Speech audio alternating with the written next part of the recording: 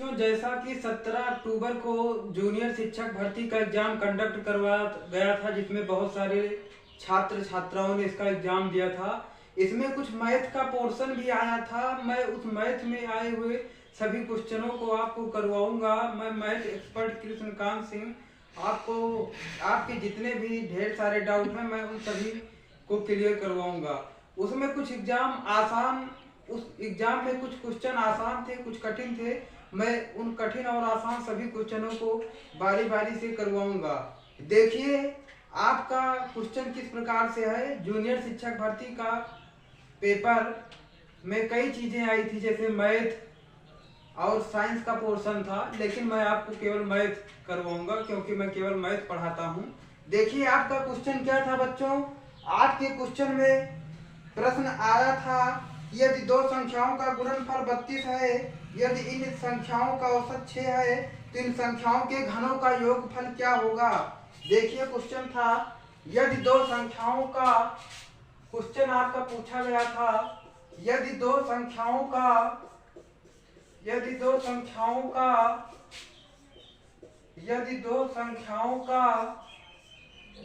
Question आपका था, यदि दो संख्याओं का गुणनफल 32 है, यदि दो संख्याओं का गुणनफल 32 है, यदि इन संख्याओं का औसत 6 है, यदि इन संख्याओं का औसत 6 है, यदि इन संख्याओं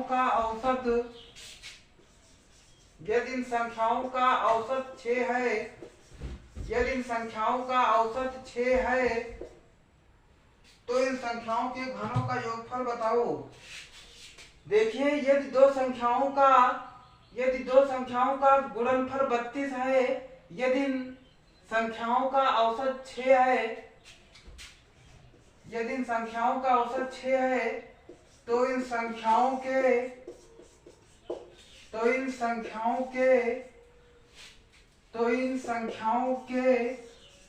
घनों का योग बताओ। तो इन संख्याओं के घनों का योग बताओ, योगफल बताओ, योगफल बताओ। देखिए क्वेश्चन क्या है, यदि दो संख्याओं का गुणनफल 32 है, यदि इन संख्याओं का औसत 6 है, तो इन संख्याओं के घनों का योगफल बताओ। देखिए संख्या हमें पता नहीं है, हम मान लेते हैं कि माना संख्या AB है। माना दो संख्याएं बराबर AB। संख्याओं का गुणनफल कितना दे रखा है, संख्याओं का गुणनफल दे रखा है 32।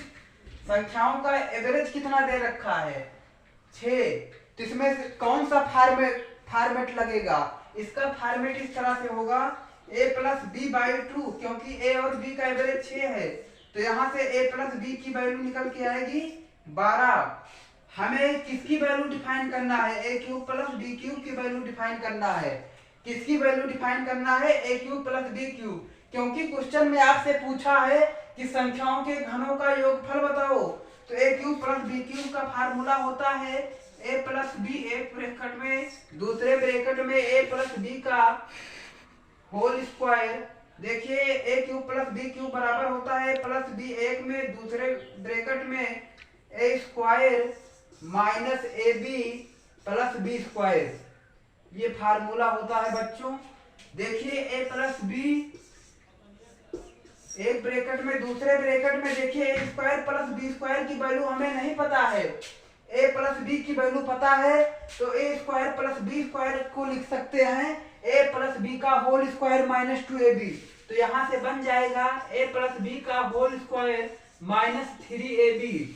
a+b की वैल्यू कितना दिया है, a+b की वैल्यू 12, a+b का होल स्क्वायर कितना आएगा 144, -3ab की वैल्यू कितना है 96। यहाँ से आ जाएगा 12 × 48, 12 × 8 = 96, 12 × 4 = 48, 57। तो आंसर कितना निकल के आया 576, इतना आंसर निकल के आया। देखिए आपके जूनियर शिक्षक भर्ती में क्वेश्चन पूछा गया था कि यदि दो संख्याओं का गुणनफल 32 है, यदि इन संख्याओं का औसत 6 है तो इन संख्याओं के घनों का योगफल बताओ। कितना आंसर निकल के आया बच्चों? 576। देखिए आपका नेक्स्ट क्वेश्चन क्या है बच्चों?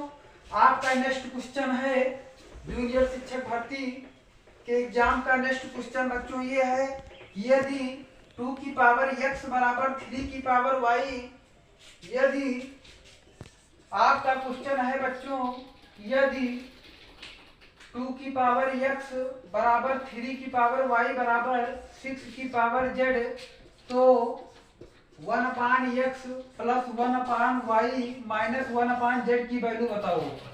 z का मान बताओ, z का मान बताओ। देखिए आपका बच्चों क्वेश्चन क्या है, यदि 2 की पावर x बराबर 3 की पावर y बराबर 6 की पावर z, तो 1/x plus 1/y minus 1/z की वैल्यू बताना है। आपको इसकी वैल्यू डिफाइन करना है। देखिए सबसे पहले हम क्या करेंगे, सबसे पहले लेट माना 2 की पावर x प्लस बराबर 3 की पावर y बराबर 6 की पावर z को बराबर के मान लेते हैं। अब देखिए 2 की पावर x बराबर के, 2 बराबर k की पावर 1/x, 3 बराबर k की पावर 1/y, 6 बराबर हो जाएगा k की पावर 1/z। देखिए इसको मान लेते हैं इक्वेशन फर्स्ट, इसको मान लेते हैं इक्वेशन सेकंड, इसको मान लेते हैं, देखिए इसको मान लेते हैं इक्वेशन फर्स्ट, देखिए इसको मान लेते हैं इक्वेशन फर्स्ट, इसको मान लेते हैं इक्वेशन सेकंड, इसको इक्वेशन थर्ड मान लेते हैं, इक्वेशन थर्ड। अब आपको दिख रहा होगा कि इक्वेशन फर्स्ट और इक्वेशन सेकंड का जब हम गुणा कर देते हैं 2 तिहाई 6, तो इक्वेशन थर्ड के बराबर आ रहा है। देखिए 6 की वैल्यू यहाँ से इक्वेशन थर्ड से आपको 6 की वैल्यू कितनी है, k की पावर 1/z। तो जब हम इक्वेशन फर्स्ट इक्वेशन सेकंड कर देंगे, इक्वेशन फर्स्ट को इक्वेशन सेकंड से जब मल्टीप्लाई कर देंगे तो कितना आ जाएगा, 6 बराबर k की पावर 1/x इंटू k की पावर 1/y बराबर, देखिए आधार समान होने पर घातें जुड़ जाती हैं, तो k की पावर 1/x प्लस 1/y, यहाँ से 6 की वैल्यू कितना निकल के आई, k की पावर 1/x प्लस 1/y, और 6 की वैल्यू इक्वेशन थर्ड में कितना दे रखा है, k की पावर 1/z, तो आ जाएगा 1/x प्लस 1/y बराबर 1/z। तो यहाँ से वैल्यू कितना निकल के आई, 1/x plus 1/y minus 1/z बराबर 0। तो इसकी वैल्यू कितना निकल के आई बच्चों, 1/x plus 1/y minus 1/z की वैल्यू कितना निकल के आई बच्चों, 1/x plus 1/y minus 1/z की वैल्यू 0 निकल के आई। ये भी क्वेश्चन काफी इंपॉर्टेंट क्वेश्चन था, जो कि आपके जूनियर टीचर भर्ती में पूछा हुआ क्वेश्चन था।